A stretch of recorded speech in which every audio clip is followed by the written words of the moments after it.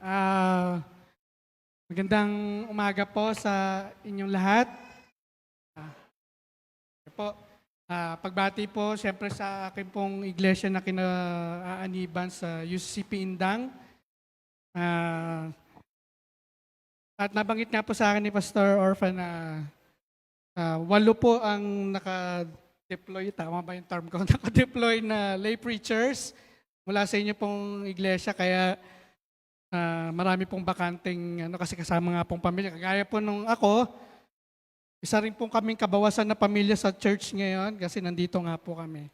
Pero gaya nga po ng akin pong laging sinasabi sa sarili ko na isa nga pong malaking privilege sa akin po na magbahagi ng salita ng Diyos kahit saan man pong lugar. Kasi tuwing ganito po ang aking ginagawa ay lagi pong bumabalik sa aking alaala nung maliit pa po akong bata. Kasi ang tatay ko nga po ay isang pastor din na talagang kami po yung tinatawag na NPA, no permanent address, kumbaga. Kasi nga po kung saan nadidestino ang tatay ko. So mula pa nung namulat po ako sa mundong ibabaw na to ay talagang kumbaga laking na kami, laking simbahan. At natutuwa nga po ako at nararanasan din po ng aking mga anak, yung naranasan ko po nung maliit ako na yun nga po. Kung saan napupunta dahil nga po sa pagbabahagi ng salita ng Diyos.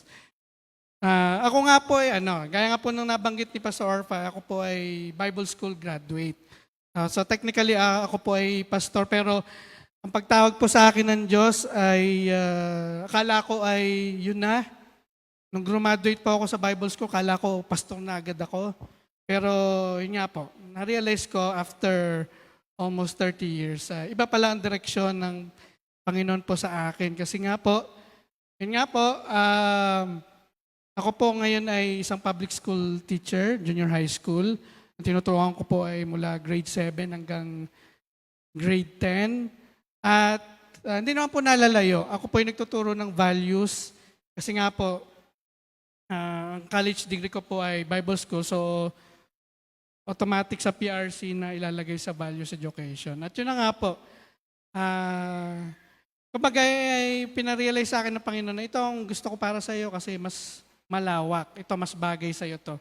Mas malawak ang ministeryo. Kumbaga kasi kabataan nga po ang aking tinuturuan at sa setting ng isang public school. At napaka-fulfilling nga po actually sa akin. At yun nga po, almost 11 years na po ako sa pagtuturo. At nakakatuwa nga po na yun nga po ang realization nung aking, kumbaga yung sinatawag na pagkatawag ng Diyos para sa akin. So, kala ko nga po nung yung pagka-graduate ko pa mga 2 years po ako nakapagpastor eh. Pero for some, may mga circumstances po na talagang natigil ako at kala ko tapos na. Sabi ko parang iba, baka hindi ako para sa church. Kaya nga po, mayroon pong gap na for ilang taon ay kung saan po napunta, nag-EPSA po ako, nag-call center, kahit hindi po magaling mag-English, ay napilitan mag-English. Pero yun nga po, revelation ng Panginoon sa pagkatawag ay yun nga po bumalik. At after 10 years, ay kala ko po ay magiging member lang po ako ng church, pero nagkaroon po ng magbubukas ng pinto at yun nga po, as lay preacher ng konferensya. So, kala ko po sa school lang po ako, pero bumalik po ako sa simbahan at ako po ay lubos na nagpapasalamat sa Diyos para doon. At yun nga po, 26 po kami na recognized lay preachers ng konferensya. At nasa iba't ibang church po kami ngayon. At kami po ay naririto. Kami po ay nasa harapan ninyo para encourage din po ang ilan sa inyo na baka po kayo ay tinatawag ng Panginoon na para maging lay preachers din ng konferensya. Isa lang ko po, marami po sa atin magagaling mag-sermon. Di ba? Tatanungin ko po yung mga kabataan dito. Mga nanay at tatay nyo magaling mag-sermon. Ano? Sino ba magaling mag-sermon? Nanay, tatay. Alam ko ng mga anak namin yan. Pareho po kami nagsesermon. Kahit ang asawa ko po ay veterinaryo, ay nagsesermon din po yan. Hindi lang po anak, minsan ako rin po nasa-sermonan yan. So, baka ito na po ang pagkakataon para sa inyo na magamit ang inyong galing sa pagsasermon. At kaugnay nga po nung sinare po kanina ng kapatid po natin sa SIAP ay ito nga po yung ating pong ibabahagi sa inyong umaga. Ang pananampalataya na tulad sa butil ng mustasa, pangangalaga mula sa maliit na pananampalataya patungo sa malaking bunga. So ating pong passage ay makikita nga po sa Mateo Kapitulo 17, mga talatang 20 hanggang 21. So, ayan niyo pong basahin ko yung nasa verse 20. Sabi po dito, dahil sa maliit ang inyong pananampalataya, tandaan ninyo, kung kayo'y may pananampalataya sa Diyos na sinlaki ng buto ng mustasa, maaari ninyong sabihin sa bundok na ito, lumipat ka roon, at ito'y lilipat nga. Tunay na walang bagay na hindi ninyo magagawa. So, kung meron daw po tayong pananampalataya na kasing liit ng butil ng buto ng mustasa, sino na po na, I'm sure yung mga matatanda po sa atin, alam na po itsura ng buto ng mustasa. Di ba talagang maliit lang siya na hindi nyo akalain na pwede pala siyang lumaki na parang puno. Ang pinakamalaki ko pong nakitang mustasa ay yung magulang na mustasa, yung hindi naani, mga ganito, mga kalaki. Yung namumulaklak na. Pero sabi nga po ng Panginoong Hesus, kung ang pananampalataya nyo ay sinlaki lamang ng buto ng mustasa, maaari nyo itong sabihin, maaari nyo sabihin sa bundok na ito na lumipat. So ganun ka-powerful, ang maliit, kasiliit ng buto ng mustasa na pananampalataya. So ano po ang point dito ng ating pong Panginoong Hesus? Sasabi po dito na hindi po batayan ang laki or anumang size ng ating pong pananampalataya. Sabi nga po niya, kung kahit kasing liit ng mustasa, ng buto ng mustasa ang inyong pananampalataya, magka-count na po yun sa ating pong Panginoon.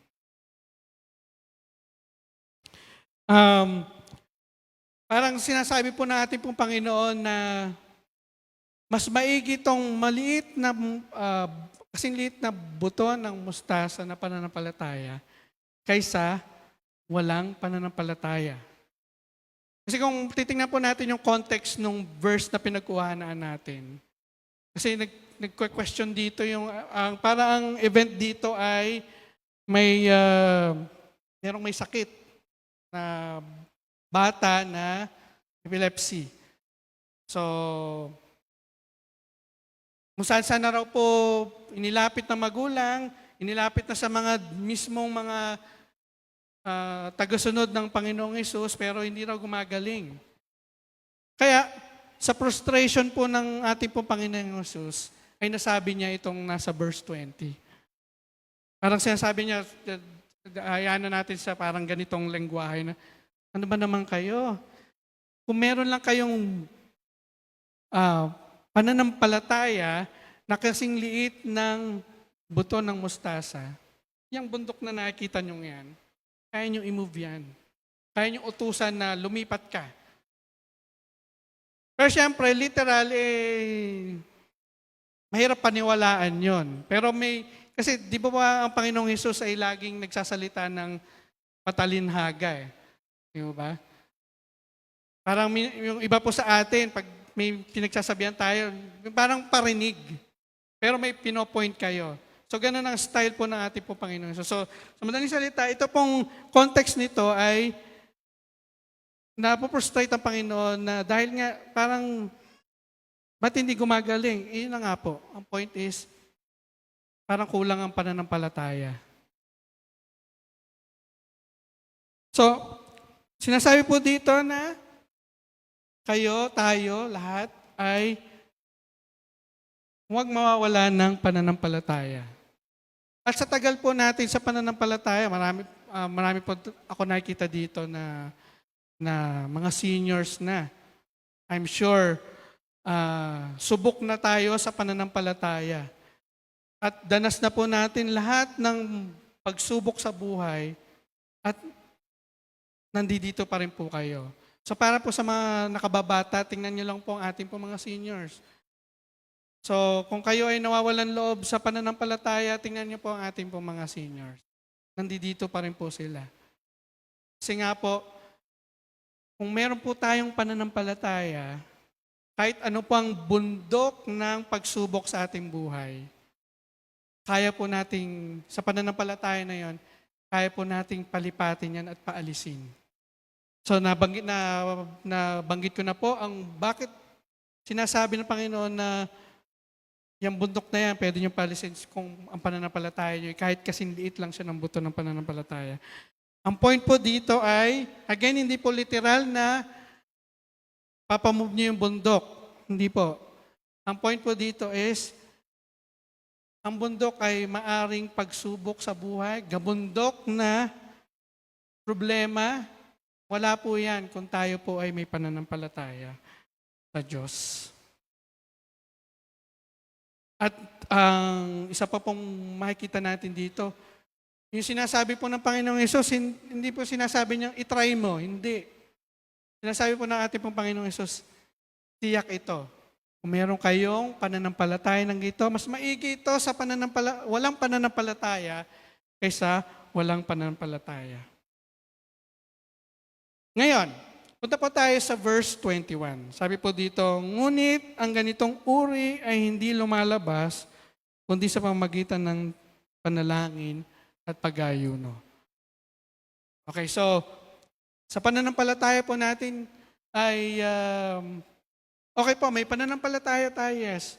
Pero siyempre, meron po tayong, ang pananampalataya na yon ay may kaakibat po na responsibilidad, siyempre. So ano po sabi dito sa verse 21? Dapat meron tayong pananalangin at pag-aayuno. No question, lahat po tayo nagpe-pray. Of course, kasi siyempre part po na ating faith ang pananalangin at laging pagdadasal. Pero dito po sa pagdating sa pag-aayuno, maraming nga, magpe-pray ako, mag-ayuno. Ay, teka muna. So, kasi mahirap po talaga ang fasting. Alam ko po yun, kasi ako po ay maganang kumain. Pag hinamon ako ng fasting, ay, teka, teka muna. Hindi kakain? Paano yan? Ano po? So, kaya nga po siya challenge. Ang pananampalataya po natin ay may challenge lagi. Tingnan lang po natin yung saglit yung ano ba ang benepisyo ng pag-ayuno at bakit siya pinapaulit-ulit sa ating pag-aaral ng Biblia. Ano po? May mga benepisyo, nag-research po ako ng mga benepisyo daw ng pag-aayuno. Meron daw po siyang benepisyo sa katawan, sa isip at saka sa espiritu. Sa physical na benepisyo, sabi po dito ay nade-detoxify ang inyong katawan. So sa mga health conscious po, alam na po yung term na detoxification. So may mga iniinom yung tayong herbal, mga ganyan-ganyan. Pero isa pong natural daw na detoxification ng katawan ay ang pagpa-fasting. Kasi inaalis daw po nito ang lason at dumi sa pamamagitan ng natural na proseso ng detoxification. At isa nga po napanood ko, sabi nung isang nagsasalita na ang fasting daw po ay parang reset ng ating katawan. Kasi originally daw po, ang tao, before pa ng civilization, ay hindi naman daw po 3 times a day kumakain eh. Yung naging civilized na lang daw po tayo, na nagkaroon tayo ng idea na, ay, kailangan natin kumain ng umaga, tanghali, at saka gabi. Pero nung unang panahon daw po, minsan once a day lang kumakain, para talaga tayo mga, kaya yung malaking bagay yung pag-hunt. Pero nga po, so, ang fasting daw po ay parang detoxification or reset ng katawan. At isa po sa pinaka-common na knowledge ng fasting ay pagpapapayat. Tama po ba? So, minsan effective, minsan hindi. So, yan.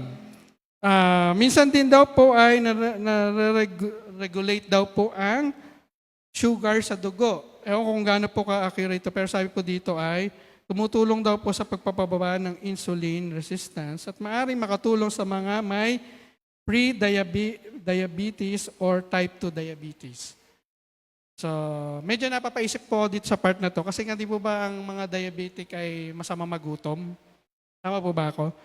Pero yun nga po, sabi po dito, isa pa po ay nagpapalakas daw po ng immune system at nagpapahaba ng buhay. Matatanong kayo, LPAJ, paano magpapahaba ng buhay? Pag nagutom ka nga, pwede ka mamatay. Hindi po, syempre, yung may certain limit lang po na, kumbaga may ganito lang ang fasting. Ano po? Pero yung hunger strike, ibang usapan naman po yun. Ano po? So, yan po yung sa physical. Sa mental at emotional daw po, nagpapalinaw daw po ng isipan. So, subukan nyo magutom, malilinaw daw po talaga isipan nyo. Kasi nagkakaroon daw po kayo ng concentration, sabi. At nagpapababa daw po ng stress at anxiety at yun nga po napapatanong ako. Kasi pag nagugutom ako, mainit ang ulo ko. So paano mababawasan ng stress? Ano po? Pero yun doon po yung sabi sa benepisyo. At mahimbing ang pagtulog. So pag gutom, ako, danas ko po ito nung college ako kasi dahil nga po anak kami ng pastor, ay nung mga 80s po talaga, ang mga manggagawa po ay talagang yung depende sa church na pinuntahan ang magiging income. So literally naranasan po namin na mahirap talaga, na nagsasabaw ng kape, mga ganyan. Kasi wala kami, inantay po namin ang matapos ang church, at depende po dun sa offering. Kasi ang tatay ko po yung church planter. So nag-umpisa from scratch. So, yan ko, pag naalala ko po yun talaga namang, ipapasalamat ako sa Panginoon na nalampasan namin yun. Yun nga po. At nung nag-college nga po, nasa Bible school na ako, naranasan ko po talaga na itinutulog ko ang gutom. So, malamang ito po yung ibig sabihin ng mahimbing ang tulog habang nagugutom. Ano po? Kasi ang benepisyo po, na-skip nyo yung gutom nyo kasi natulog kayo. So, yan po. At of course, ang benepisyo po ng pag-aayuno ay, sa spiritual ay, mas malalim na spiritual na connection. Kagaya nga po ng ating po mga hero sa Bible. At mismo si Jesus ay nagpa-fasting. At matindi po yung mga fasting nila, 40 days. Ano po? At yun po ang nagpapalalim sa kanilang connection sa spiritual. Of course, nagkakaroon po ng disiplina at pagtitimpi. Magandang practice po yun. Yung mga Muslim po, practice na practice po nila. Yung discipline pagdating dyan. Di po ba yung panahon ng Ramadan, kailan po ba sila nag-aayuno? Mga ganan po. So, magandang practice po yun at panghuli po ay pagpapalakas ng pagtitiwala sa Diyos. At kaya nga po siya nabanggit dito sa passage na to. So, panalangin at pag-aayuno. nagkakaroon po ng mas kahulugan, nagiging makahulugan ang inyong pananalangin pag may kasamang pagpa-fasting.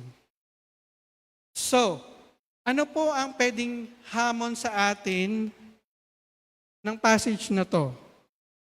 Meron po tayong 4 na point na makikita niyo po dito sa ating PowerPoint. Ang una po ay pagtataguyod ng maliit na pananampalataya. Magmumuni-muni tayo sa pagiging totoo ng ating pananampalataya. So, kagaya nga po ng binanggit kanina, na ang point po nung pagbibigay ng simbolo ng maliit na butil ng mustasa bilang pananampalataya ninyo. Again, hindi po tinitingnan ang laki ng pananampalataya or ang liit. Ang point po dito ay totoo ang inyong pananampalataya kahit siya ay maliit lamang. Versus sa wala kayong pananampalataya, wala kayong faith. So, hindi po inahangad ng Diyos ang perpektong pananampalataya. Kundi bukod sa meron kayong ganitong kaliit na size ng pananampalataya ay sinasabayan po natin ng pagpapalago ng isang tapat na mapagkakatiwalaang ugnayan sa Diyos. Hayaan po nating lumago ang ating pananampalataya sa pamamagitan po ng pananalangin, pag-aaral ng salita ng Diyos, magandang ugnayan sa isa't isa, sa kapwa at sa ating pong community. Pangalawa, pagtahak sa mga bundok ng buhay, ang mga hamon, takot, pag-alinlangan at pagharap sa mga suliranin. So nabanggit nga po yung mayroon kay maliit na kasinlaki ng buto ng mustasa na pananampalataya, kaya daw natin mapamove ang mga bundok. And again, ang point po dito is, kahit kabundok ang ating po mga pinagdadaanan sa buhay,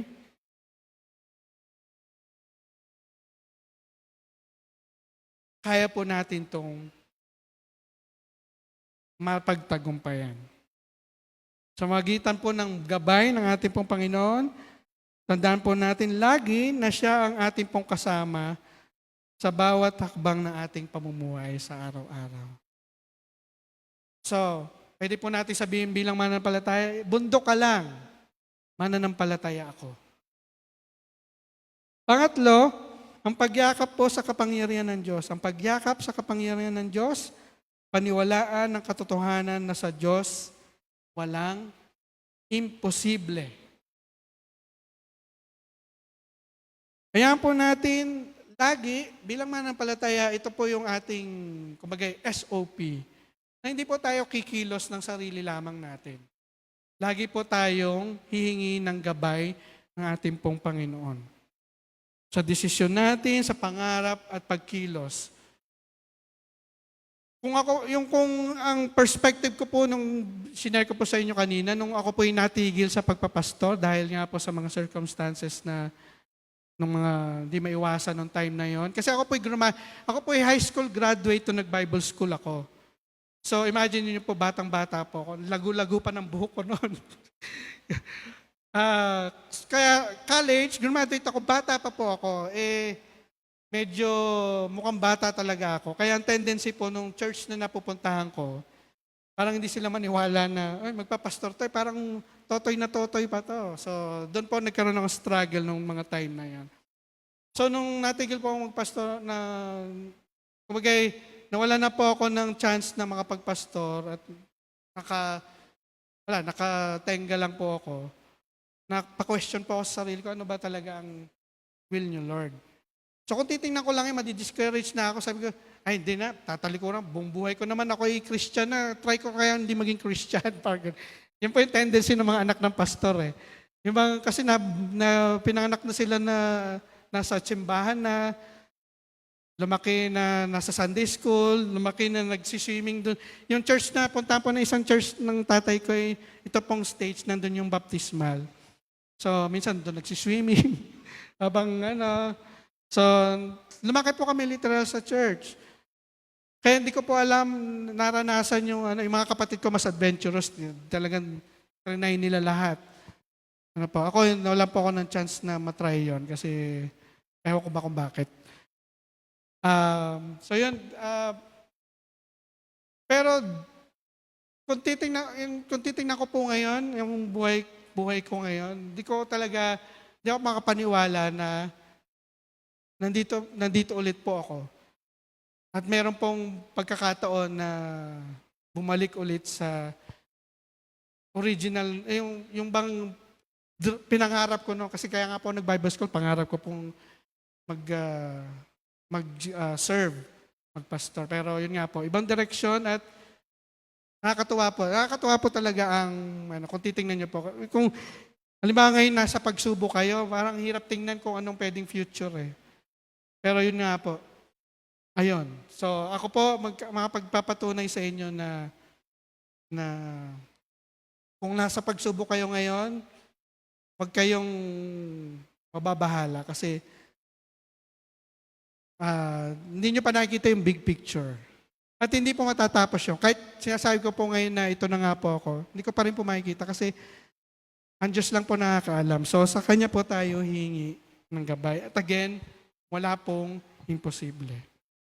At ang huling point po, pang-apat, ang panalangin at pag-aayuno para sa mga pagtatagumpay, sa mga oras na matinding suliranin at pagsubok, isaalang-alang ang malakas at tapat na buhay panalangin, pagsamba, at pagdadalaga.